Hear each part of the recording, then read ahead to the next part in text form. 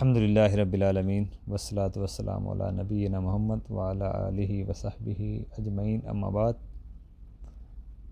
ख़वातीन के मसाइल इस मौजू पे आज हम देखेंगे कि शोहर मतलब कि अगर शोहर ने बीवी को रखा हुआ है जॉइंट सिस्टम में, जैसे हमारे यहाँ जॉइंट सिस्टम चलता है, तो क्या बीवी अगर डिमांड करे शोहर को अलग रखने की तो इसके बारे में क्या हुक्म है। देखें, सबसे पहली बात तो यह है कि अगर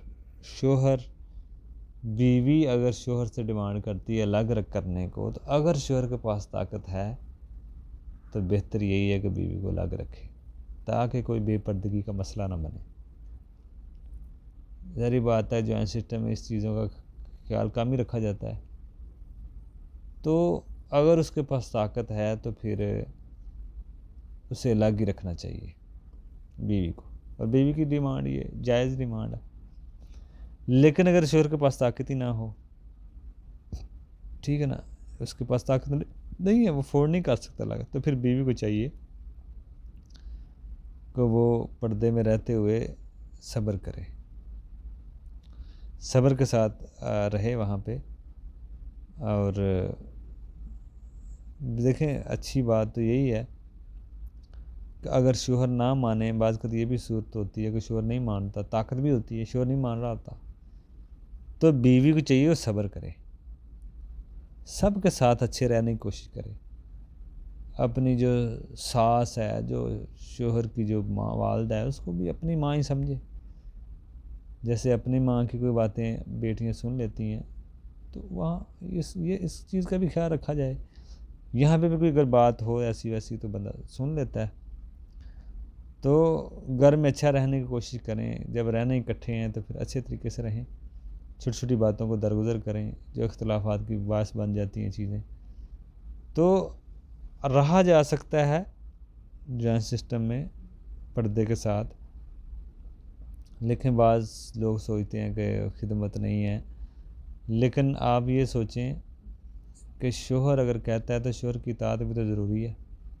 शोहर अगर कहता है कि आप फ़लाँ काम कर दें, तो देखें, आप ये कह सकती हैं, औरतें कहती हैं जी माँ बाप की ज़िम्मेदारी नहीं है शोहर की हमारी खिदमत, तो माँ बाप की भी ज़िम्मेदारी नहीं है बेटे की शादी करना, बेटे को खिलाना पिलाना, बेटे को रखना, वो भी ज़िम्मेदारी नहीं होती माँ बाप की, लेकिन वो भी कर रहे होते हैं।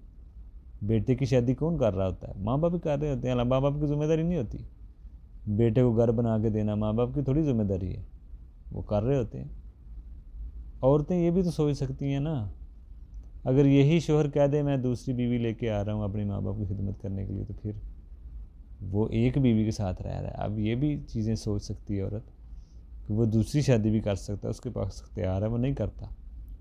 और माँ बाप हमेशा बच्चों पे खर्च करते रहते हैं, शादी पे भी करते हैं, और बाद में भी अक्सर माँ बाप बच्चों का खर्चा उठाया होता है माँ बाप ने। तो कभी औरत ने ये नहीं कहा कि खर्च तो ज़िम्मेदारी नहीं है हमारे ऊपर माँ बाप की, शोहर के, तो वो क्यों कर रहे हैं हमारे ऊपर, ये बात कभी नहीं कोई उठाएगा जहाँ पे अपना मुफाद है।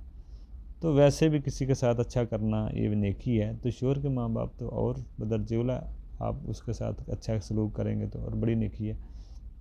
आप किसी के साथ भी आप अच्छा सलूक करें, उसकी मदद करें, उसका तामत, तो शरीयत तो नहीं आपको रोकती, बल्कि आपको डबल अजर हो सकता है। एक तो आपकी शोहर की खिदमत कर रही हैं, एक शोहर के माँ बाप की खिदमत कर रही हैं, और शोहर इससे और डबल राज़ी होगा आपकी, तो इसलिए आपकी इज़्ज़त भी होगी शोहर के माँ बाप के यहाँ, बहन भाइयों के यहाँ, एक अपना मकाम होगा। ये चीज़ें सोच लेनी चाहिए अगर आप इकट्ठे रह रहे हैं।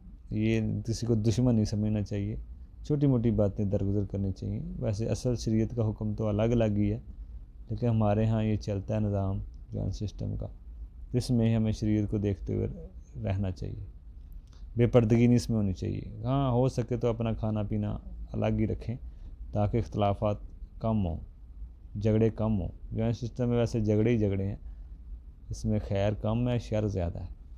कुछ इसमें फ़ायदे भी हैं, नुकसान भी हैं, लेकिन फ़ायदे कम है, नुकसान ज़्यादा है।